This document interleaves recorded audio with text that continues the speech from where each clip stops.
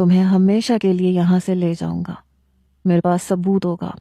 ابھی یہاں پہ میرا کوئی بھی رہائش کا بندوبست نہیں ہے، میری کل کی فلائٹ ہے، وہاں جاتے ہی میں تمہارے پیپر بنواؤں گا اور پھر تمہیں یہاں سے آ کے لے جاؤں گا۔ میں نہیں جانتی تھی کہ اگلی زندگی میرے لیے کیا بن جائے گی یا مجھے کس آزمائش میں ڈال دے گی، لیکن میں یہ قدم اٹھا چکی تھی کیونکہ میں بھی یہاں سے آزادی چاہتی تھی۔ پھر کہنے لگا تم میرا انتظار تو کرو گی نا؟ میں نے کہا ہاں کروں گی۔ کہنے لگا دیکھو کسی کو شک مت ہونے دینا۔ میں نے کہا ٹھیک ہے۔ پہلے وہ دونوں ہاتھ میرے پکڑ کے مجھے دیکھنے لگا، پھر میرے ہاتھ چھوڑ دیے، پھر دروازے کے پاس جا کے رک گیا۔ میرا خود دل بڑی زور زور سے دھڑک رہا تھا، پتہ نہیں کیا ٹھیک تھا اور کیا نہیں، لیکن میں ایک بہت بڑا قدم اٹھا چکی تھی۔ پھر وہ واپس پلٹ کے آیا، میں حیران تھی کہ پلٹ کے کیوں آیا ہے، گیا کیوں نہیں ہے۔ پھر میرے دونوں ہاتھ پکڑے اور مجھے اپنی طرف کھینچ کے اپنے ساتھ لگا لیا۔ میرا تو دل دھڑکنا بھول گیا تھا۔ میرے ساتھ لگ کے وہ رونے لگا، I'll miss you Maham, take care, ایسے جملے بولنے لگا، I love you so much۔ میری جان اس وقت نکلی جب اس کی انگلیاں میری کمر پہ بے خودی سے چلنے لگیں۔ عیسیٰ، میں نے بہت دھیرے سے کہا۔ میں اسے پیچھے ہٹانے کی کوشش کرنے لگی۔ جیسے ہی وہ فوراً سے ہوش میں آیا وہ مجھ سے پیچھے ہٹ گیا، پھر میرے چہرے کو اپنے دونوں ہاتھوں میں لے کے میرے ماتھے پہ بوسہ دیا۔ اس کے آنسو میرے رخساروں پہ گر رہے تھے، پھر میرا چہرہ چھوڑ کے چلا گیا۔ میری اپنی آنکھوں سے آنسو بہے تھے۔ یہ ایک خفیہ نکاح تھا۔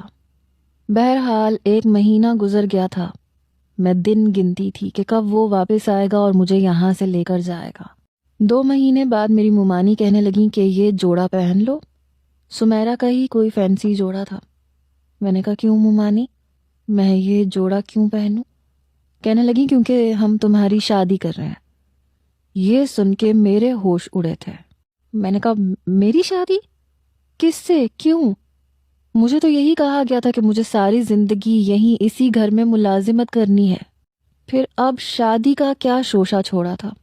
میں نے کہا مجھے کسی سے شادی نہیں کرنی، مجھے اسی گھر میں ملازم بن کے رہنا ہے۔ میری ممانی کہنے لگی ہم بھی یہی چاہتے تھے، لیکن وہ جو ایتھن ہے نا، بڑی اونچی اڑانیں اڑ رہا ہے، کہہ رہا ہے کہ تمہیں یہاں سے لے کے جائے گا۔ یہ تو میں بھی جانتی تھی کہ ارحم واپس جا چکا ہے، شاید وہاں اس کی عیسیٰ سے بات ہوئی ہوگی۔ میں نے کہا مجھے شادی نہیں کرنی۔ میری ممانی کہنے لگیں کہ ایسے کیسے نہیں کرنی، شادی تو میں تمہاری کر کے رہوں گی۔ میں نے کہا وہ مسلم ہے، اس کا نام عیسیٰ ہے، ایتھن نہیں ہے۔ میری ممانی نے میری پیر سے چٹیا پکڑی، کہنے لگی اچھا، یعنی تم اسی کے انتظار میں بیٹھی ہوئی ہو، تبھی وہ تمہیں وہاں پہ بلانے کی کوششوں میں لگا ہوا ہے، لیکن میں ایسا نہیں ہونے دوں گی۔ جھوٹ بولا ہے اس نے تم سے، وہ مسلم نہیں ہے۔ میں نے کہا میں نے نکاح کیا ہے اس کے ساتھ، اور وہ بھی مولانا صاحب کے سامنے، اور وہ میرا نکاح کسی غیر مسلم سے نہیں کر سکتے۔ یہ سن کے میری ممانی نے مجھے زور کا زمین پہ دھکا دیا، میرا سر زمین پہ لگا، میرے سر سے خون بہنے لگا۔ میری ممانی نے مجھے بہت مارا، کہنے لگی نہیں ہوا تمہارا اس سے نکاح، وہ جھوٹا ہے، وہ جھوٹ بول کے تمہیں یہاں سے لے جانا چاہتا ہے، تم اپنی ماں والی حرکتیں کر رہی ہو، میں تمہیں کبھی بھی اس کا نہیں ہونے دوں گی۔ یہ کہہ کے کہنے لگی کہ یہ جوڑا پہن لو ورنہ اسی جوڑے میں تمہارا نکاح کر دوں گی۔ میں نے کہا میں انکار کر دوں گی کیونکہ میرا نکاح ہو چکا ہے۔ مولانا صاحب کے سامنے اس نے اپنے مسلمان ہونے کا ثبوت دیا ہے، کلمہ پڑھا ہے، مجھ سے نکاح کیا ہے، اور میں نکاح پہ نکاح نہیں کروں گی۔ میری ممانی نے مجھے بہت مارا اور مجھے کوارٹر میں بند کر کے چلی گئیں۔ شام کے وقت نکاح نامہ میرے پاس لے کر آئیں، کہنے لگی اس پہ انگوٹھا لگاؤ۔ میں نے کہا میں نہیں لگاؤں گی۔ میری ممانی نے زبردستی میرا انگوٹھا اس پہ لگا دیا اور وہ پرچہ باہر لے گئیں۔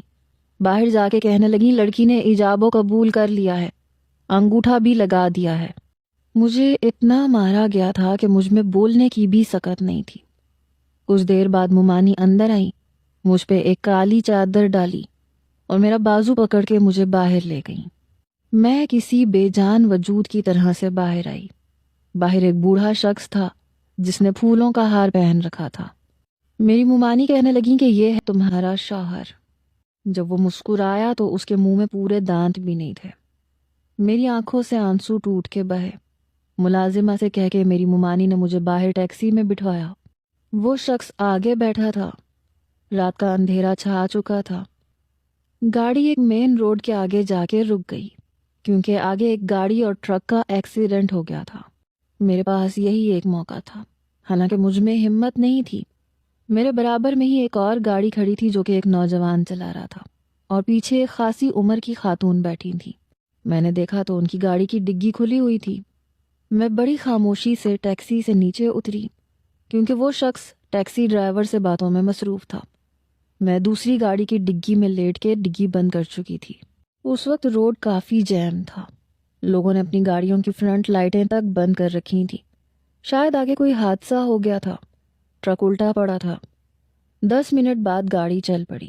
شکر تھا کہ کسی کو پتہ نہیں چلا تھا۔ میں نہیں جانتی تھی کہ آگے میری زندگی میں کیا ہونا ہے۔ بہرحال میں آدھے گھنٹے بعد ایک بنگلے کے اندر داخل ہوئی۔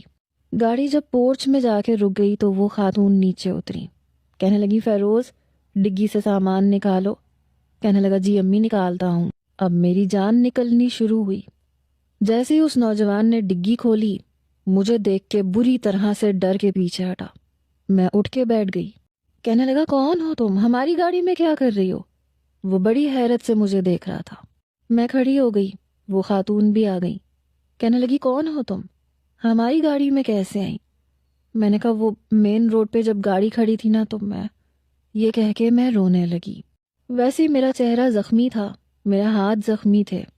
میری حالت دیکھ کر وہ خاتون کہنے لگی کون ہو تم؟ کہاں سے آئی ہو؟ میں نے روتے روتے انہیں مختصر سا سب کچھ بتا دیا کہ زبردستی میری ممانی نے انگوٹھا لگوایا تھا اور میں نے اس رشتے کو قبول نہیں کیا ہے، نہ ایجاب ہوا ہے، نہ قبول کیا ہے، نہ دل سے مانا ہے۔ وہ خاتون میری بات سن کے کہنے لگی اچھا تم پریشان مت ہو۔ میں نے کہا مجھے صرف سہارا چاہیے، میں آپ کے گھر کے سارے کام کر لوں گی۔ وہ نوجوان کہنے لگا پتہ نہیں امی کون ہے، کیسے اعتبار کریں گی اس کا؟ اس کی والدہ کہنے لگی تمہیں اس کی حالت نظر نہیں آ رہی؟ اتنی زخمی ہے یہ چور تو نہیں ہو سکتی نا؟ میں نے کہا نہیں، میں آپ کی کوئی چیز نہیں چراؤں گی، میں صرف آپ کی خدمت کروں گی۔ وہ کہنے لگی اچھا اپنا حلیہ تو دیکھو، اس وقت تو تم اس قابل بھی نہیں ہو کہ اپنے قدموں پہ چل سکو۔ وہ خاتون شاید بہت اچھی تھیں، مجھے سہارا لے کے اندر لے گئیں۔ مجھے کوارٹر کے بجائے کمرے میں رکھا۔ 2 دن تو ان کی ملازمہ میری تیمارداری کرتی رہی۔ جب میں کچھ بہتر ہوئی تو میں نے کچن کا کام سنبھال لیا۔ ایک بار مجھ سے کہنے لگا تمہیں لگتا ہے انگریزی زیادہ پسند ہے؟ میں نے کہا بس یہی سمجھ لیں، مجھے بہت شوق ہے انگریزی بولنے کا۔ فیروز نے بھی میری بہت مدد کی تھی۔ میں بڑی روانگی سے انگریزی زبان بولنے لگ گئی تھی، لیکن میں یہ نہیں جانتی تھی کہ ان لوگوں کا مقصد کچھ اور ہے۔ میں ان کے اخلاص پہ شک نہیں کرتی تھی۔ میرے ہوش اس وقت اڑے جب اس خاتون نے مجھ سے یہ کہا کہ وہ مجھے اپنی بہو بنانا چاہتی ہیں، تو میں انہیں حیرت سے دیکھتی رہ گئی۔ کہنے لگی تم بہت اچھی لڑکی ہو اور فیروز تمہیں پسند کرتا ہے، اسی لیے تو تمہارے لیے ٹیچر لگوا کے دی تھی۔ یہ سن کے میں چپ سی ہو گئی۔ کہنے لگی کیا بات ہے، کیا تمہیں فیروز پسند نہیں ہے؟ میں نے کہا یہ بات نہیں ہے۔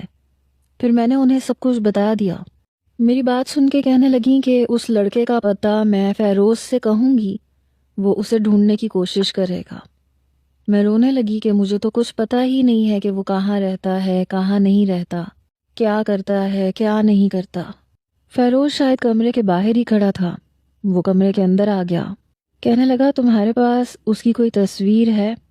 مجھے بتاؤ، مجھے دکھاؤ، میں اسے ڈھونڈنے کی کوشش کرتا ہوں۔ لیکن میرے پاس کچھ بھی نہیں تھا۔ 5 سال بیت چکے تھے۔ میں اسے ڈھونڈتی تو ڈھونڈتی کیسے، کہاں ڈھونڈتی؟ فیروز نے بھی شادی نہیں کی۔ وہ کہتا تھا کہ میں تمہیں بے آسرا نہیں چھوڑ سکتا۔ اس کی والدہ بیمار رہنے لگی تھیں، تو کہنے لگا دیکھو تمہارے شوہر کا کچھ پتہ نہیں ہے، میری والدہ کی زندگی کا بھی کوئی بھروسہ نہیں ہے، اور ان کے بعد میں تمہیں بغیر کسی رشتے کے اپنے گھر میں نہیں رکھ سکتا۔ اگر تم رضامند ہو تو میں تمہارا نکاح فسخ کروا دیتا ہوں. عدالت کے ذریعے سے تمہارا وہ نکاح ختم ہو جائے گا، کیونکہ تمہارے شوہر کا کچھ اتا پتہ نہیں ہے، اور پھر عدت کے بعد میں تم سے نکاح کر سکتا ہوں. یہ درست بھی ہے اور جائز بھی ہے. میرے پاس بھی دوسرا کوئی راستہ نہیں تھا.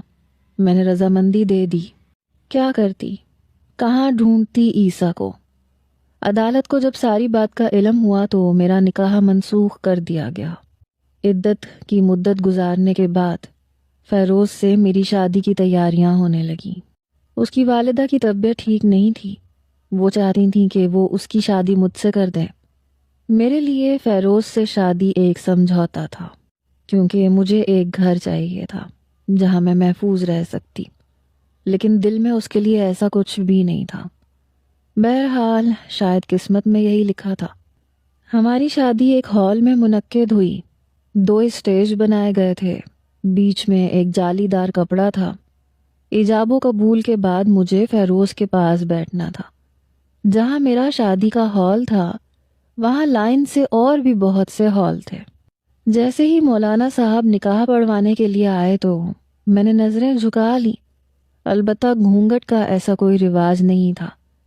20 منٹ گزر گئے تھے لیکن مولانا صاحب نے نکاح پڑھوانا شروع نہیں کیا تھا. پھر اس کی والدہ کہنے لگی، مولانا صاحب نکاح شروع کیجئے.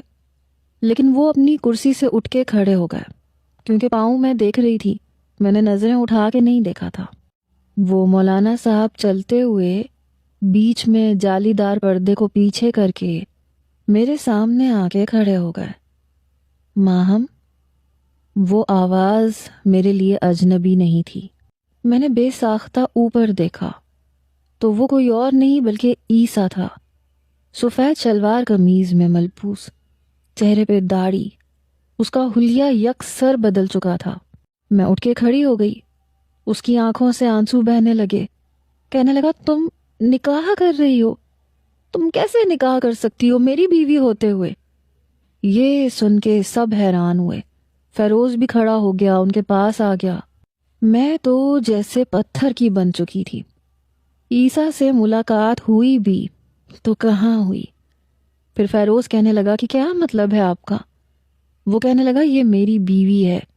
دیوانوں کی طرح اسے کئی سال سے ڈھونڈ رہا ہوں، یہاں تک کہ لندن بھی چھوڑ دیا. کہاں کہاں نہیں ڈھونڈا میں نے اسے، اور اب ملی ہے تو یہ کہہ کے وہ اپنے آنسو صاف کرنے لگا. کہنے لگا، مجھے یہ بتاؤ، میرے مرنے کی خبر سنی تھی کیا تم نے؟ تم کیسے نکاح کر سکتی ہو میرے نکاح میں ہوتے ہوئے؟ پھر فیروز اس سے کہنے لگا کہ ایکچولی تمہارا کچھ پتہ نہیں چل رہا تھا، اور میری والدہ بیمار تھی، اس لیے میں نے ہی یہ کہا تھا، اور میں نے یہ نکاح منسوخ کروایا تھا ماہم کی رضامندی سے، کیونکہ اسے تمہارا کوئی اتا پتہ نہیں تھا، اور اب تم اس کے شوہر نہیں ہو، نہ شرعی طور پہ اور نہ قانونی طور پہ. عیسیٰ بے بسی سے وہیں گھٹنوں کے بل بیٹھ گیا، اور مجھے لگا میں جیسے پتھر کی ہو گئی. یہ کیسی ملاقات تھی؟ اس سے تو بہتر تھا کہ وہ میرے سامنے آتا ہی نہیں. کہنے لگا، ماہم تم کیا چاہتی ہو؟ میں روئے جا رہی تھی. کہنے لگا، اگر تم دوبارہ سے مجھ سے نکاح کرنا چاہتی ہو تو بنا کسی زور زبردستی کے تو ہمارا نکاح ہو سکتا ہے. 5 سالوں میں اتنی سمجھ بوجھ تو مجھے بھی آ چکی تھی. میرے دل میں ابھی بھی وہی تھا. پھر ایک نکاح خواں کو بلایا گیا جس نے میرا اور عیسیٰ کا نکاح دوبارہ سے پڑھوایا. پچھلے 5 سال سے وہ پاکستان میں تھا، مجھے ڈھونڈ رہا تھا. اس دوران اس نے کلام پاک حفظ بھی کیا تھا، اردو بھی سیکھی تھی، اور عالم کا 4 سال کا کورس کیا تھا. وہ نکاح پڑھوا سکتا تھا. اس کے ساتھ میں اس کے چھوٹے سے گھر میں آ چکی تھی جہاں وہ رہتا تھا. مجھے نہیں پتا تھا کہ یوں بھی محبت مل سکتی ہے.